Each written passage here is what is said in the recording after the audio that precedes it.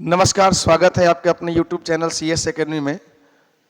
2020 series जो हमारा चल रहा है जीके का, तो उस 2020 सीरीज को हम आगे लेकर चलेंगे और उम्मीद है कि आपकी तैयारी अच्छी चल रही होगी। और ये जो आपका सीरीज है और ये क्वेश्चन है काफ़ी महत्वपूर्ण और बिल्कुल शॉर्ट में हम एकदम ब्रीफली इसको लेकर चलेंगे। ठीक है बच्चे, तो आप इसका निरंतर हमारे चैनल के साथ बने रहें और एग्ज़ाम के दिन तक एकदम जो आपका एग्ज़ाम शुरू हो जाएगा वहाँ तक हम आपके लिए ये वीडियो निरंतर बनाते रहेंगे।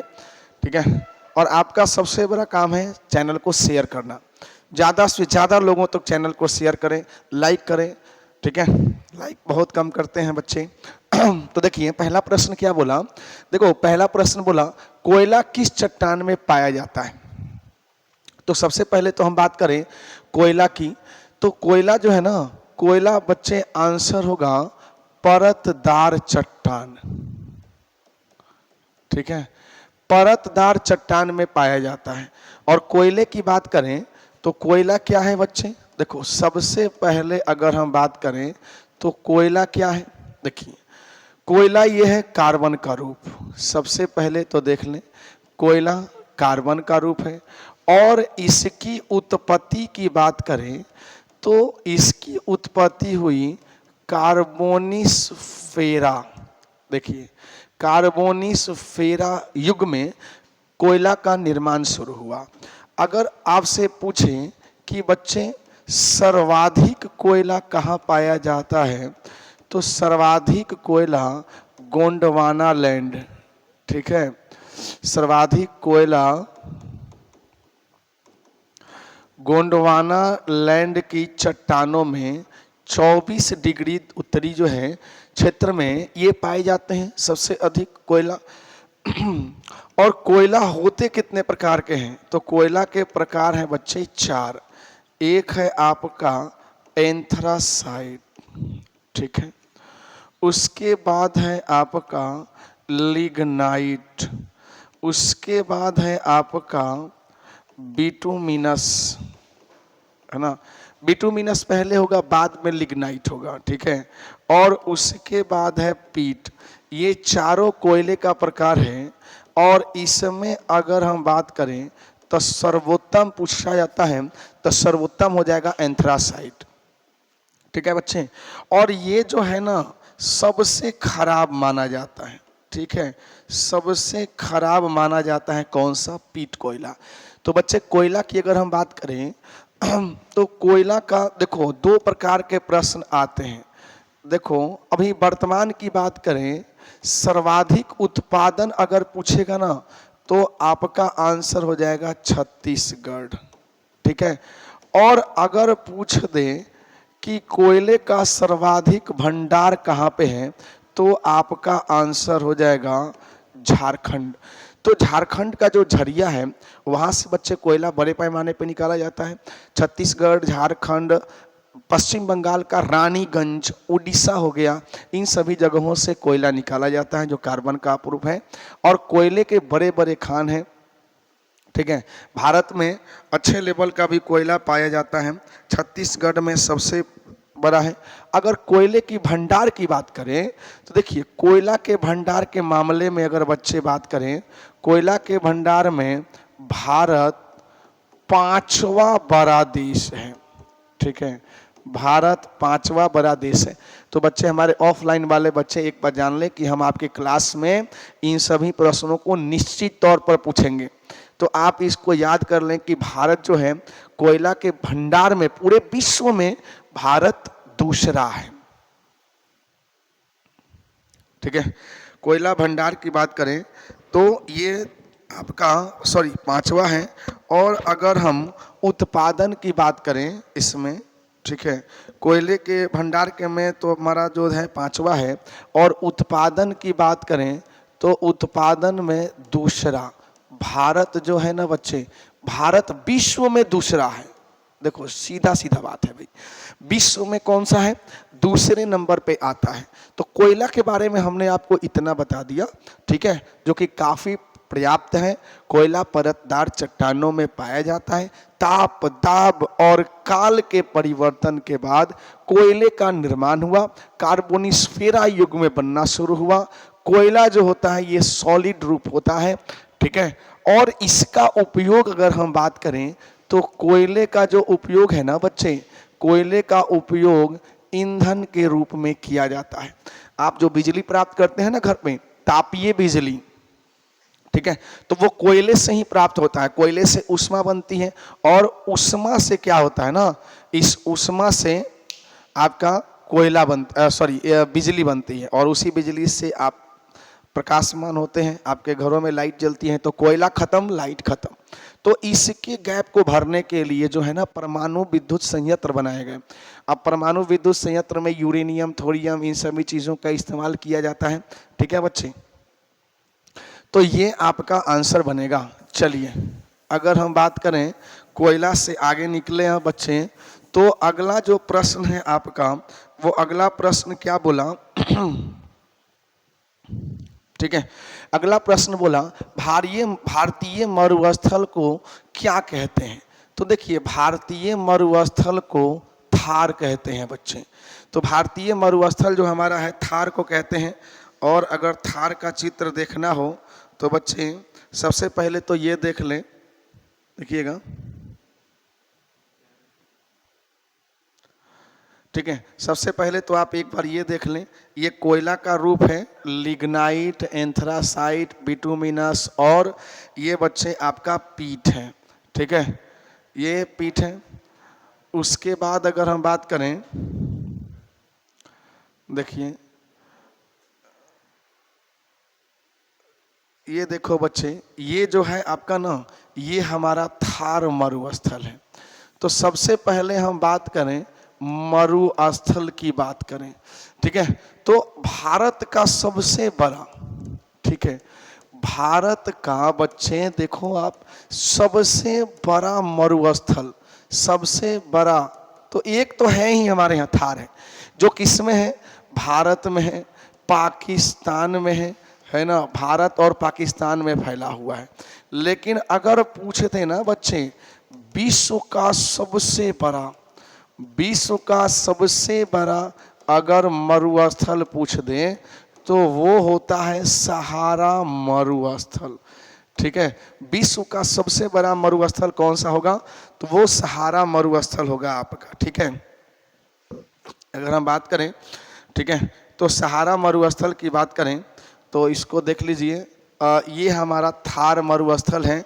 और ये जो आप देख रहे हैं ना, ये आपका पूरा का पूरा इन राज्यों तक फैला हुआ है। यानी कि कौन कौन से राज्य में फैला हुआ है, तो देखो भारत के राजस्थान में है, ठीक है, यह गुजरात में फैला हुआ है, इधर में देखें तो पाकिस्तान में फैला हुआ है, पंजाब को थोड़ा स्पर्श करता है ना, और थोड़ा हरियाणा तक इसका है ना प्रवेश जाता है। तो ये हमारा जो है ना बच्चे, ये थार मरुस्थल है, ठीक है। चलिए आगे बढ़ा जाए। नेक्स्ट हम अगर बात करें तो पुनः अपने प्रश्न पे आएंगे, तो ये देख लेंगे। अगला प्रश्न है भारतीय संविधान को अंतिम रूप से किस दिन पारित किया गया था। तो सबसे पहले ना आप देख लीजिए, सबसे पहले अगर हम संविधान सभा की बात करें तो ये देख लीजिए, सबसे पहले इस संविधान सभा की बात करें तो ये आप चित्र देख लीजिए, ये वो चित्र हैं, है ना, जो संविधान सभा, जो ये संविधान की किताब है, ठीक है, सरदार वल्लभ भाई पटेल, है ना, और भी जितने भी सदस्य हैं संविधान में, तो संविधान निर्माण के बाद ये हस्ताक्षर कर रहे हैं, ठीक है। हस्ताक्षर करने के बाद संविधान क्या हो गया, हम बात करें यहाँ पे, तो संविधान जो है पारित कर दिया गया। तो बोला कि भारतीय संविधान को अंतिम रूप से किस दिन पारित किया गया। देखो पारित करना और अंगीकार करना दो बातें हैं। तो सबसे पहले तो आप देख लें, संविधान की बात करें तो भारतीय संविधान जो है ना, ये बच्चे विश्व में है ना सबसे बड़ा है, सबसे बड़ा है। कैसा बड़ा, तो लिखित संविधान है। अगर इसमें आर्टिकल की बात करें तो 395 अनुच्छेद हैं। भाग की बात करें तो 22 भाग, मूल अभी 25 हो गए हैं। और इसमें जो अनुसूची है ना शेड्यूल, वो इसमें 12 अनुसूचियां हैं।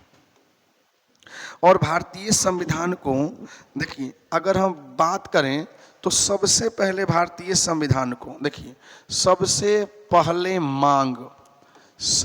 पहले मांग किसने किया था? तो एम.एन. रॉय के द्वारा सबसे पहले मांग किया गया। और अगर हम बात करें तो लाहौर अधिवेशन, आप लोगों को याद होगा, लाहौर अधिवेशन 1930, लाहौर अधिवेशन 1930 में क्या किया गया था? लाहौर अधिवेशन 1930 में है ना, पूर्ण स्वराज की मांग की गई। तो संविधान निर्माण करने के लिए है ना संविधान सभा की बैठक हुई 1946 में, कैबिनेट मिशन आया। तो अंतिम रूप से कब पारित किया गया? तो 26 नवंबर 1949।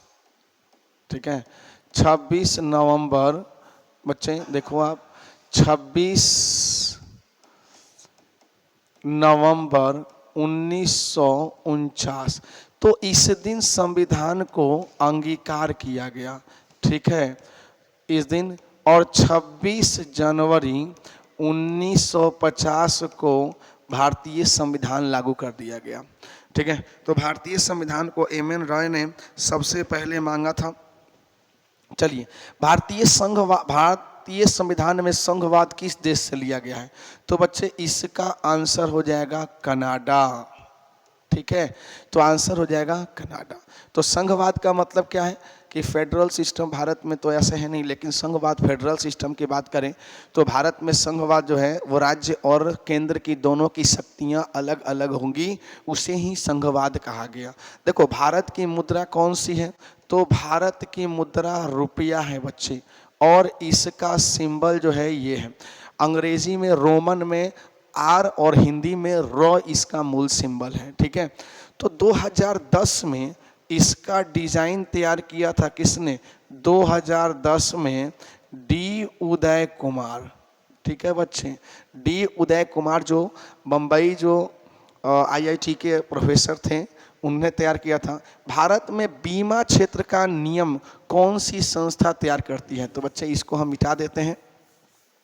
ठीक है, तो भारत में बीमा, अगर हम बात करें क्षेत्र का नियम, तो बनाती है IRDA, IRDA। तो IRDA का मतलब है insurance, insurance regulatory, REGULATO, regularity है ना, इंश्योरेंस रेगुलरिटी एंड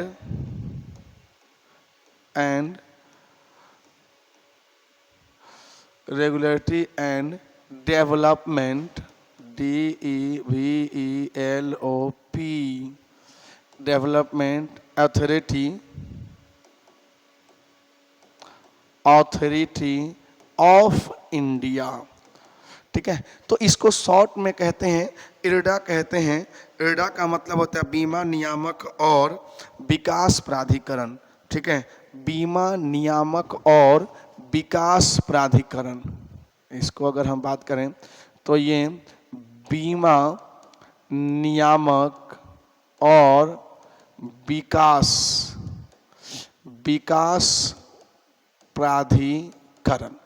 तो IRDA की बात करें तो सबसे पहले तो आप बात करें IRDA की जो स्थापना हुई थी ना बच्चे, इसकी स्थापना 1999 में हुई। और इसका हेड क्वार्टर कहाँ पर है? तो इसका हेड क्वार्टर हैदराबाद में है। तो भारत में बीमा क्षेत्र नियम कौन सी संस्था बनाती है? तो IRDA बनाती है। परमाणु शक्ति संयंत्र किस सिद्धांत पर कार्य करता है? तो बच्चे ये जो है ना, ये विखंडन के सिद्धांत पर कार्य करता है। सभी अम्ल जल में घुलकर क्या प्रदान करते हैं? तो बच्चे अम्ल जब घुलेंगे ना जल में तो H+ आयन प्रदान करते हैं। फूलों और बीजों को विभिन्न प्रकार के है ना। आकर्षक रंग कौन प्रदान करता है, तो इसको प्रदान करता है क्रोमोप्लास्ट, है ना, क्रोमोप्लास्ट प्रदान करता है। अर्निथोलॉजी, तो बच्चे अर्निथोलॉजी में किसका अध्ययन किया जाता है, तो पक्षियों का अध्ययन किया जाता है। मृदा, तो भाई मृदा के अपरदन को रोका जा सकता है ना, वनारोपण के द्वारा, है ना। मृदा अपरदन भारत की सबसे बड़ी समस्या है। मृदा अपरदन के कई रूप हैं, नदियों द्वारा, हवा द्वारा, है ना, मृदा को अपरदित किया जाता है। लेकिन मृदा अपरदन को रोकने का सबसे उचित जो काम है वो है वन को लगाकर।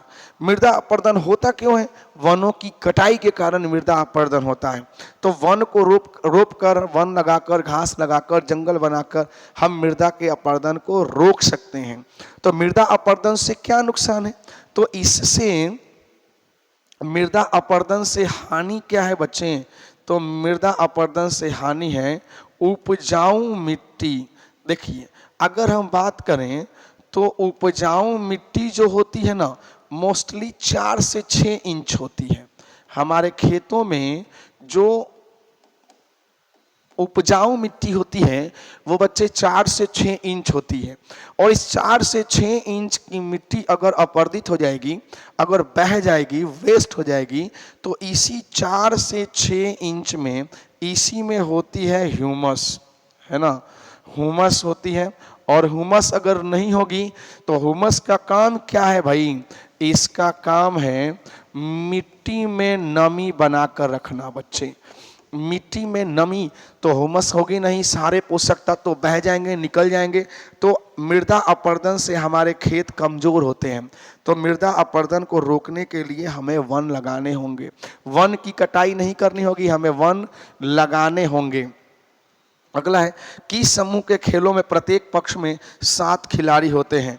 तो आप देख लें 7 खिलाड़ी। अभी चल रहा है आपका प्रो कबड्डी, प्रो कबड्डी जो चल रहा है, तो इम्पॉर्टेंट भी है कि भाई कबड्डी के खेल में कितने खिलाड़ी होते हैं। तो जाहिर सी बात है ये कबड्डी जो है ना, कबड्डी, इसमें होते हैं 7 खिलाड़ी।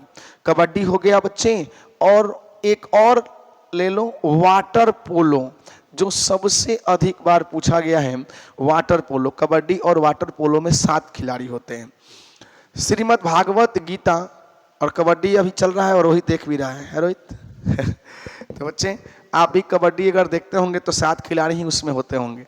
श्रीमद् भागवत गीता किस ग्रंथ का भाग है, तो बच्चे श्रीमद् भागवत गीता जो है ना, महाभारत का ये भाग है। भारत में वीरता का सर्वोच्च पुरस्कार, तो आप वीरता की अगर बात करें तो वीरता का सर्वोच्च सैनिक वर्ग को दिया जाता है परमवीर चक्र। ठीक है, तो वीरता का सर्वोच्च पुरस्कार है परमवीर चक्र। ठीक है बच्चे। अगला है पहले राष्ट्रमंडल खेलों का आयोजन कब किया गया, तो पहले राष्ट्रमंडल खेलों का आयोजन 1930 में किया गया। तो स्क्रीनशॉट ले सकते हैं। ठीक है, तो ये आपके 15 प्रश्न हुए बच्चे, और एक्स्ट्रा में बहुत सारे चीज़ें हो गई। ठीक है, आपको केवल देखो स्क्रीनशॉट लेने से काम नहीं चलने वाला है। देखिए भारत में ऐसा कौन सा क्षेत्र सबसे अधिक श्रम समावेशी क्षेत्र है, तो भारत में सबसे अधिक, है ना, जो श्रम समावेशी क्षेत्र है, देखिए यहाँ पे तो पहली बात गड़बड़ हो गई कि ई देना ही नहीं चाहिए था। तो सबसे अधिक समावेशी, देखिए सबसे भारत में टाइपिंग मिस्टेक है, सबसे अधिक श्रम समावेशी है। तो हम बोल सकते हैं कि हमारी जो कृषि है उसमें सबसे अधिक श्रम। अगर हम बात करें तो उत्पादन के 3 जो मूल कारक है, पूंजी, भूमि और श्रम है, 4 हैं उसमें। ठीक है, तो उसमें सबसे अधिक जो है श्रम जो है इम्पॉर्टेंट है। लोकसभा के प्रथम अध्यक्ष कौन थे, तो भाई लोकसभा के प्रथम अध्यक्ष थे जीवी मावलंकर। देखिए लोकसभा के पहले अध्यक्ष थे जीवी मावलंकर। तो अगर हम बात करें ना बच्चे संसद की, तो संसद में 2 सदन हैं। संसद के अगर सदन की बात करें तो 2 सदन हैं। कौन सा है, एक है लोकसभा और दूसरा है राज्यसभा। तो लोकसभा में जो होते हैं ना अधिकारी, उनको कहते हैं बच्चे अध्यक्ष, और राज्यसभा में होते हैं सभापति। ठीक है, तो लोकसभा के अगर हम गठन की बात करें, देखो लोकसभा के गठन की बात करें तो 17 अप्रैल 1952, ठीक है, लोकसभा के गठन की बात करें तो 17 अप्रैल 1952 को लोकसभा का गठन हुआ, और 3 अप्रैल 1952 गठन की बात करें तो 3 अप्रैल 1952 किसका गठन हुआ, तो ये राज्यसभा का गठन हुआ। अगर हम बोलें लोकसभा की तो ये अस्थाई सदन है बच्चे, अस्थाई सदन है, और ये जो है ना ये हमारी अस्थाई सदन है। तो कुल मिलाकर हम ज़्यादा इसमें कुछ चर्चा करेंगे नहीं।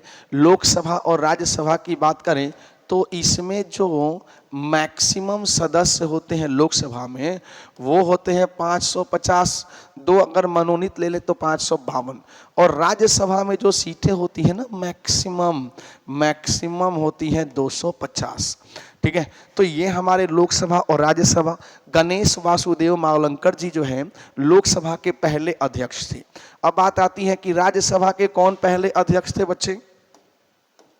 ठीक है, राज्यसभा के पहले अध्यक्ष की अगर हम बात करें तो ये थे डॉक्टर सर्वपल्ली राधाकृष्णन। चूंकि देखिए जो उपराष्ट्रपति होते हैं ना, उपराष्ट्रपति होते हैं वही तो होते हैं सभापति होते हैं। ठीक है, तो ये सभापति के रूप में उपराष्ट्रपति डॉक्टर सर्वपल्ली राधाकृष्णन जी थे। प्रेस की स्वतंत्रता का अधिकार किस मौलिक अधिकार के तहत आता है। देखिए, तो प्रेस की स्वतंत्रता के अधिकार की अगर हम बात करें तो प्रेस की स्वतंत्रता का अधिकार है ना, यह एक प्रकार का अभिव्यक्ति की स्वतंत्रता है।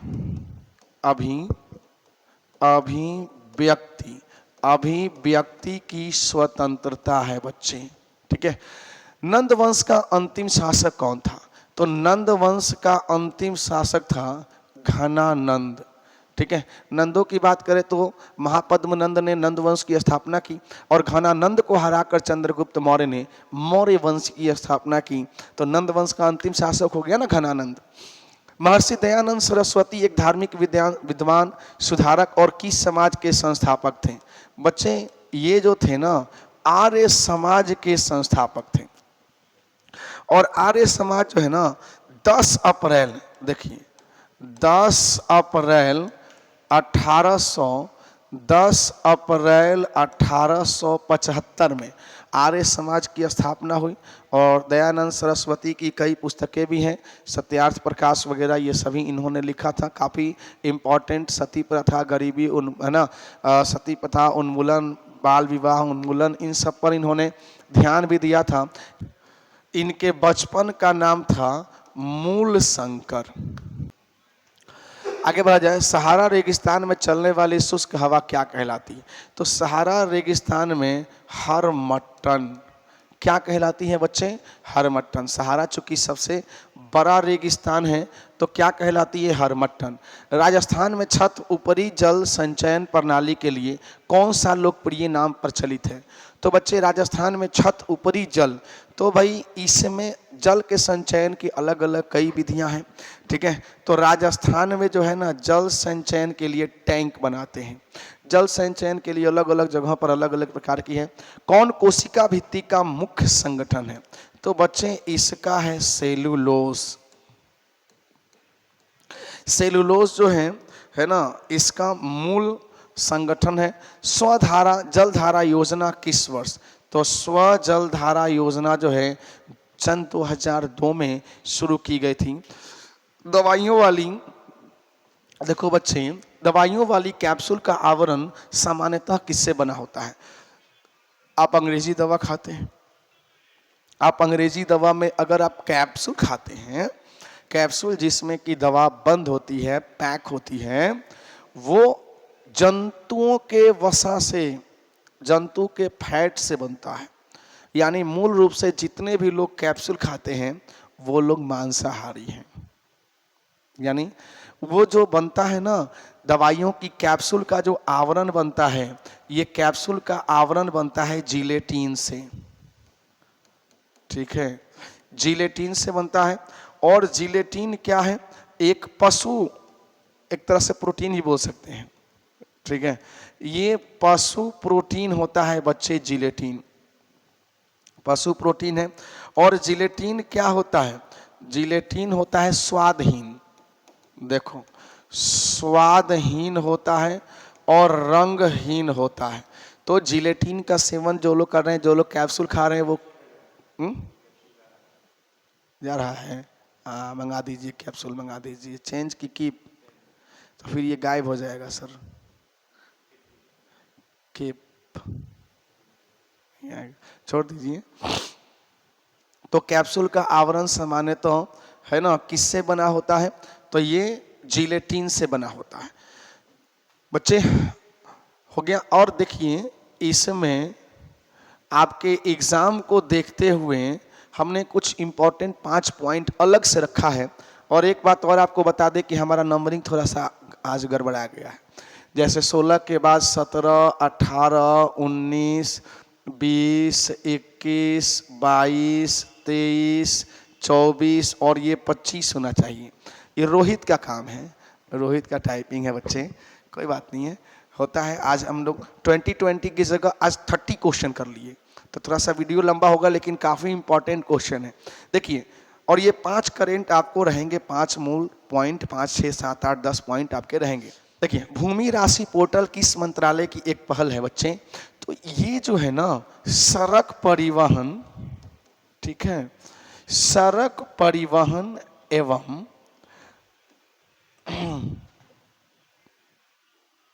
राजमार्ग मंत्रालय, राजमार्ग मंत्रालय की ओर से भूमि राशि पोर्टल है ना एक पहल की शुरुआत की गई। देखो, अर्जुन पुरस्कार 2023 के लिए कितने एथलीट को चुना गया, तो अर्जुन पुरस्कार 2023 के लिए इसमें 26 एथलीटों को चुना गया, 26 एथलीट। और 9 जनवरी 2024 को इन्हें दिया जाएगा। भाई वो स्थान जहां पर दिया जाएगा वो है आपका राष्ट्रपति भवन। राष्ट्रपति भवन में द्रौपदी मुर्मू के द्वारा दिया जाएगा। अर्जुन पुरस्कार की अगर हम बात करें, देखिए अर्जुन पुरस्कार की अगर स्थापना पूछ दिया ना बच्चे, तो इसकी स्थापना 1961 में की गई। और इसमें आपको कितनी राशि दी जाएगी, है ना, तो इसमें राशि दी जाती है 15 लाख रुपया, 15 लाख रुपए राशि दी जाएगी, है ना। और पहले क्रिकेटर जो होंगे ना, पहले क्रिकेटर जिन्हें ये प्राप्त होगा, पहले क्रिकेटर हैं सलीम दुर्रानी, है ना, सलीम दुर्रानी, जिन्हें दिया जाएगा। हिंद महासागर क्षेत्र में आए चक्रवाती तूफान का नाम कितने देशों ने मिलकर रखा है, तो बच्चे 13 देशों ने मिलकर रखा है। असल में सभी देश मिलकर नाम रख देते हैं कुछ कुछ कुछ कुछ, एक बार जो नाम रखा गया दोबारा वो नाम नहीं रखा जाएगा। यही मूल रीज़न है कि 13 देश मिलकर नाम रखते हैं। कोविड-19 JN1 का मुख्य लक्षण क्या है, तो मुख्य लक्षण है इसका बुखार, ठीक है बच्चे, बुखार है। उसके बाद है सिर दर्द होगा, उसके बाद आपको खांसी होगी, ऐसा लक्षण हो तो समझिए कि कोविड-19 का नया वेरिएंट आ गया, है ना। उसके बाद हो गया नाक बहना, ठीक है, नाक बहना। गले में खराश अगर बात करें तो गले में खराश भी हो सकती है, गले में खराश हो सकती है। उल्टी और दस्त भी आ सकते हैं, तो काफ़ी डेंजर वेरिएंट है। अगला प्रश्न है, डाकघर विधेयक 2023 हाल ही में क्यों चर्चा में रहा, तो इसमें क्या हुआ ना कि राज्य, देखो राज्य के सुरक्षा हित, देखो राज्य के सुरक्षा हित में राज्य की सुरक्षा हित में अधिकारी को किसी भी, है ना, अधिकारी को देखिए, अधिकारी को किसी भी वस्तु को रोकने, खोलने, है ना, रोकने, खोलने एवं हिरासत में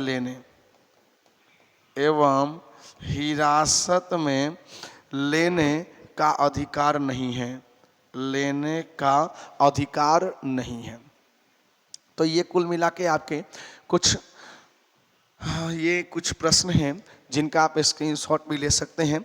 बात बाकी तो आप पढ़ेंगे तभी आपको बेहतर समझ में आएगा, ठीक है। आप वीडियो को पूरा देखें तो बेहतर समझ में आएगा चीज़ें, ठीक है। तो आप हमारे इस चैनल के साथ 2020 सीरीज के साथ बच्चे बने रहिए। आपकी एग्ज़ाम के लिए बहुत ज़रूरी है हमारे इस सीरीज से जुड़े रहना।